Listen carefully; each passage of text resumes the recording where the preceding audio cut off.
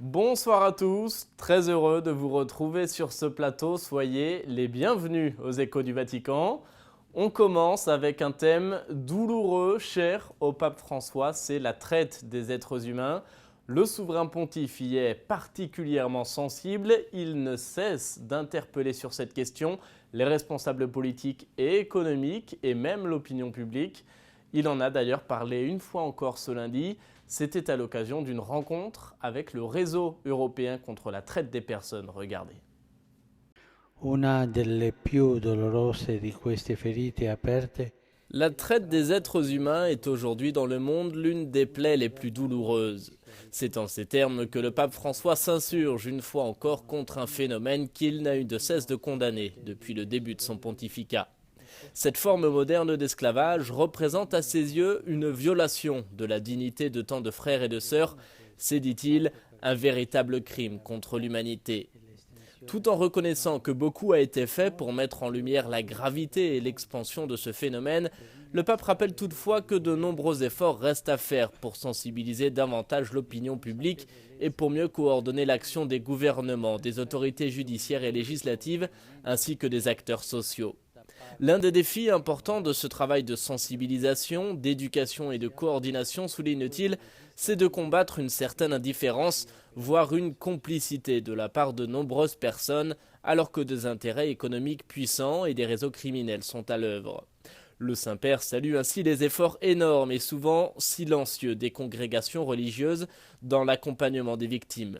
Et il invite en cette année sainte, comme le bon Samaritain, à penser les nombreuses plaies présentes dans notre monde avec le baume de la miséricorde. Retour à présent sur ce week-end marqué à Rome par le Jubilé des prisonniers, un événement qui s'inscrit dans le cadre de l'année de la miséricorde.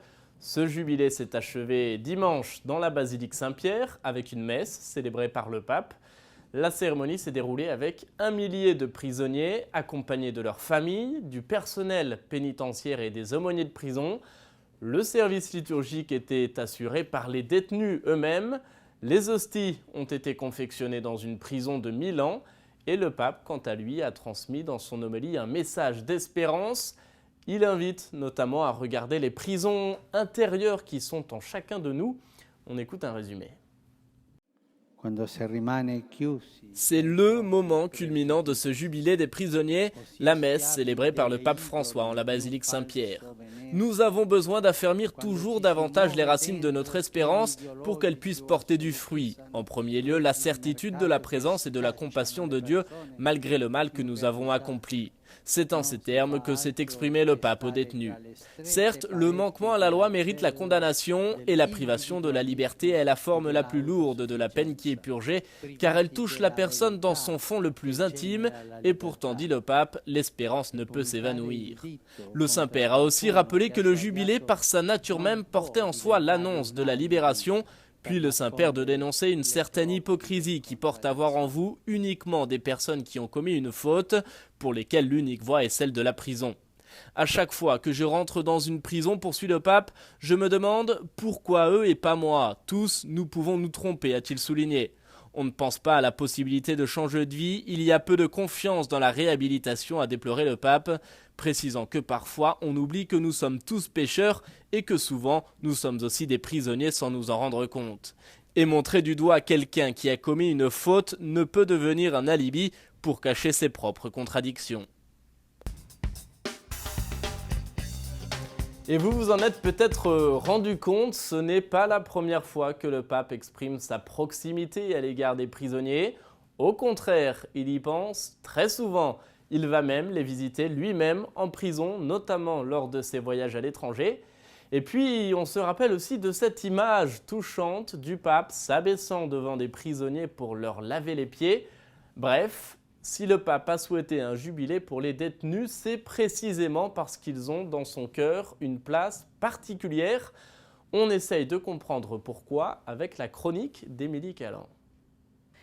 Lors d'une conférence de presse jeudi dernier, Monseigneur Rino Fisichella, président du Conseil pontifical pour la promotion de la nouvelle évangélisation, a rappelé la sollicitude du pape François auprès des prisonniers qui sont en marge, eux aussi, de la société.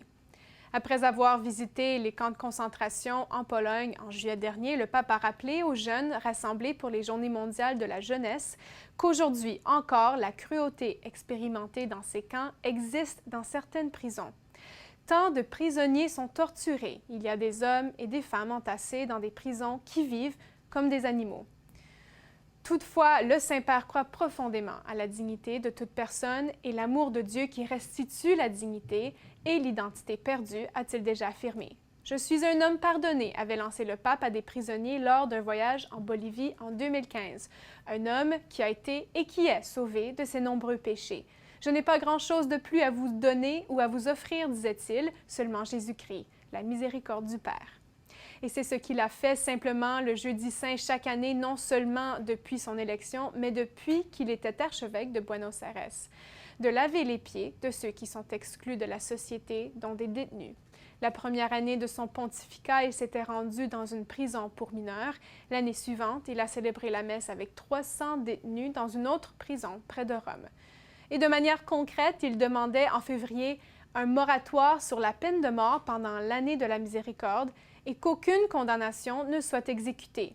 Il faisait donc appel aux gouvernants d'arriver à un consensus pour l'abolition de la peine de mort dans le monde et de la remplacer par une justice pénale toujours plus conforme à la dignité de l'homme, ouverte à l'espérance de la réinsertion dans la société. Mais même à l'intérieur des prisons, il y a la possibilité de la guérison et de la réconciliation.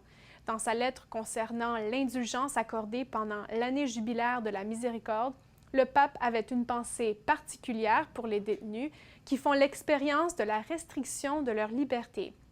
Ces personnes pourront obtenir l'indulgence dans les chapelles des prisons et, poursuit-il, chaque fois qu'elles passeront par la porte de leur cellule en adressant leurs pensées et leurs prières au Père, puisse ce geste signifier pour elles le passage de la porte sainte. La miséricorde de Dieu, affirme le Saint-Père dans sa lettre, est en mesure de transformer les barreaux en expérience de liberté. Par ailleurs, le pape envisage d'établir les conditions carcérales selon une logique centrée sur l'aide à la personne et ne pas distinguer les personnes selon qu'elles soient bonnes ou mauvaises. Et nous redit que chaque vie est sacrée, chaque personne humaine est dotée d'une dignité inaliénable. Et à la suite de cette messe de clôture du Jubilé des prisonniers, le pape a célébré la traditionnelle prière de l'Angélus. Place Saint-Pierre, devant des milliers de fidèles, le Saint-Père a livré une réflexion sur le mystère de la résurrection. C'est une méditation qui vient à point, pour ainsi dire, quelques jours seulement après la commémoration des morts. Écoutez. Croire en la résurrection est essentiel pour que chaque acte d'amour chrétien ne soit pas éphémère. Avant l'Angélus, le pape a évoqué quelques jours après la Toussaint et la commémoration des morts, le mystère de la résurrection. La résurrection n'est pas seulement le fait de ressusciter après la mort, mais c'est un nouveau mode de vie que nous avons déjà expérimenté aujourd'hui. C'est la victoire sur ce que nous pouvons déjà anticiper.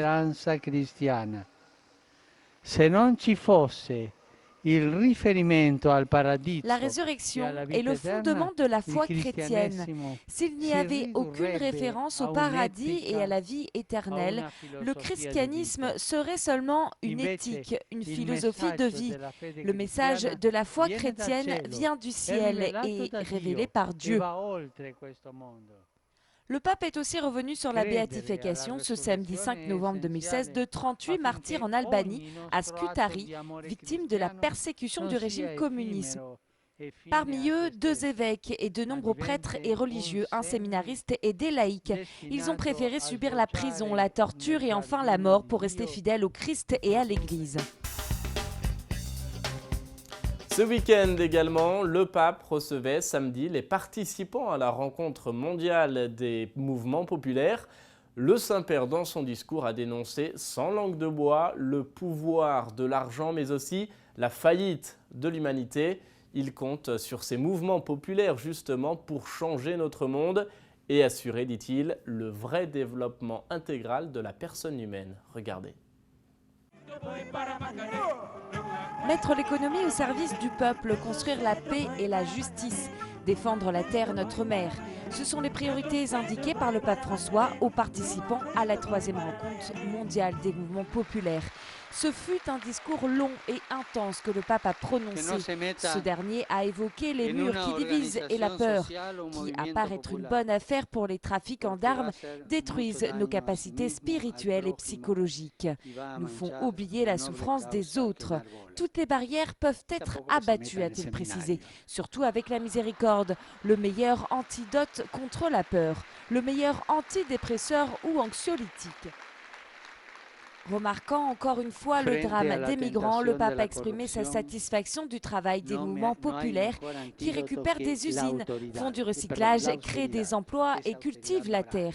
Cependant, le pape a aussi mis en garde contre tout risque de corruption par l'apport politique. Face à la tentation de la corruption, il n'y a pas de meilleur remède que l'austérité, une austérité morale, personnelle. Je vous demande de ne pas sous-évaluer la valeur de l'exemple, car cela a bien plus de force que 1000 paroles, que 1000 « ça me plaît » ou que 1000 vidéos sur YouTube. Et je vous le disais, ces jours-ci étaient aussi marqués par la commémoration des fidèles défunts. Le 2 novembre, c'est une tradition, l'Église prie pour tous ceux qui sont morts.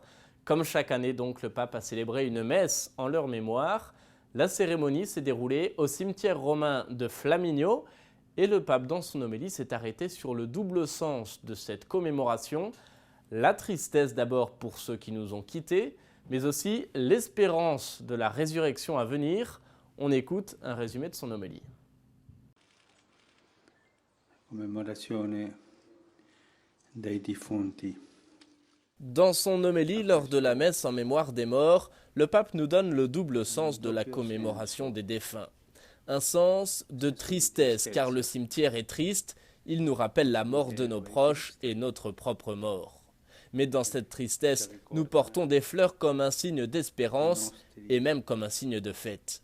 Dans son homélie, le pape a donc souligné cette espérance, mais aussi la confiance en la résurrection. Tous, nous ferons ce chemin, a poursuivi le pape en évoquant la mort. Tôt ou tard, avec plus ou moins de douleur, nous ferons ce chemin. C'est Jésus qui a fait le premier ce chemin et qui a ouvert la porte sur la croix pour que nous puissions entrer là où nous pourrons contempler Dieu.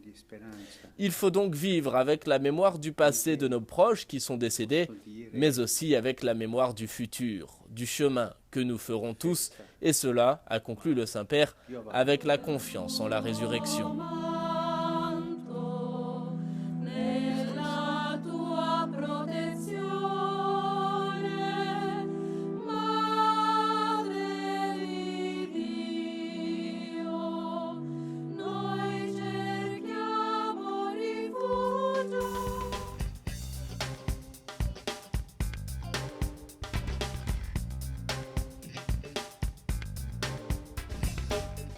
Avec la foi, arrêtons-nous auprès des tombes de nos proches, priant aussi pour les morts dont personne ne se souvient.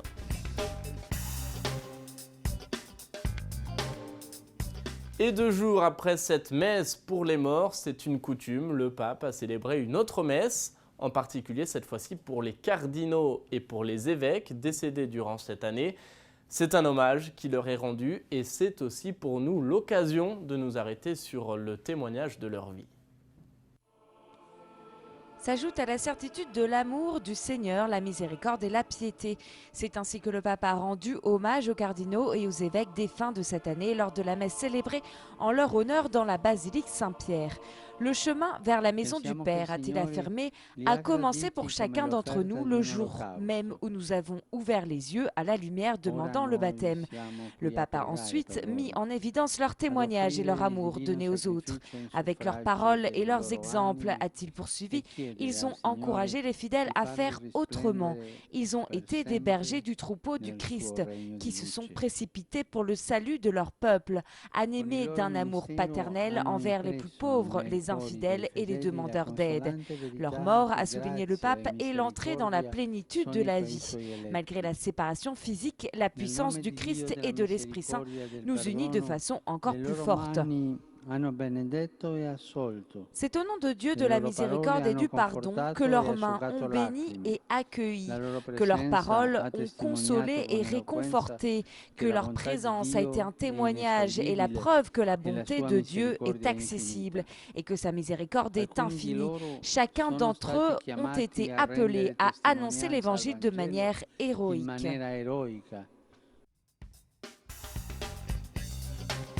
Et puis, ces jours-ci également, une rencontre interreligieuse était organisée au Vatican.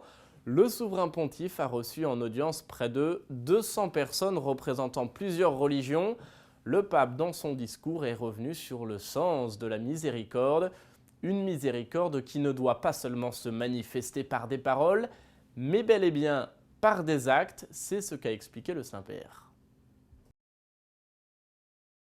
Le souverain pontife a reçu ces jours-ci une délégation de plusieurs religions dans le cadre d'une rencontre organisée notamment par le Conseil pontifical pour le dialogue interreligieux. Dans son discours prononcé salle Clémentine au Vatican, le Saint-Père a fait valoir que la miséricorde est commune à de nombreuses traditions religieuses. Au cœur de chaque tradition religieuse réside un appel, celui de s'agenouiller avec compassion et tendresse vers l'humanité faible et nécessiteuse, mais aussi se faire proche de ceux qui vivent des situations de maladie, de handicap, de pauvreté et d'injustice. En évoquant l'amour miséricordieux, le pape estime que nous avons aujourd'hui besoin, comme de l'oxygène, de cet amour gratuit qui renouvelle la vie. L'homme a soif de miséricorde et non de technologie qui puisse le disséquer.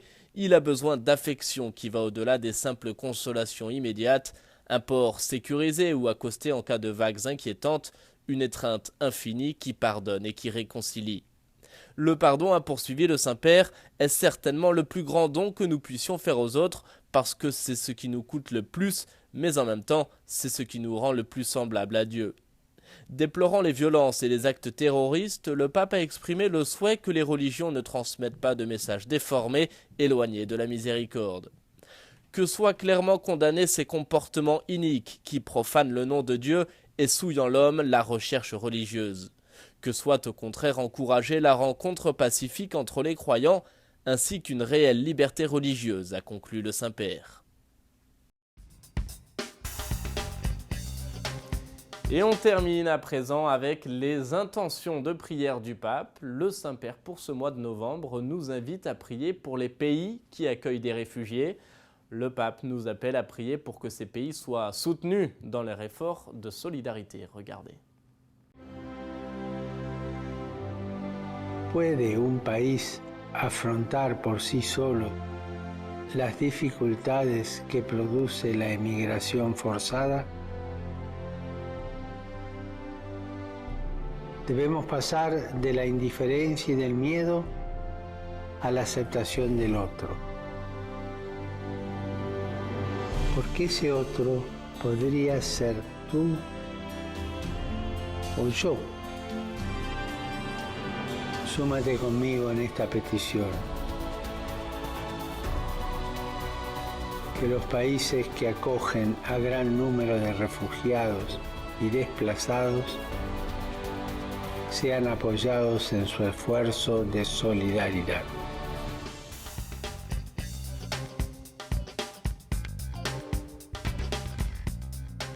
Le Seigneur Dieu, la beauté, la bonté, la vérité, la tendresse, l'amour plénier, tout cela nous attend dans le ciel. Ceux qui nous ont précédés et qui sont morts dans le Seigneur sont là. Et c'est ainsi que s'achève cette émission. Merci de l'avoir suivi. Merci de votre fidélité. Je vous souhaite à tous une très belle fin de soirée et je vous dis à la semaine prochaine pour de nouveaux échos du Vatican.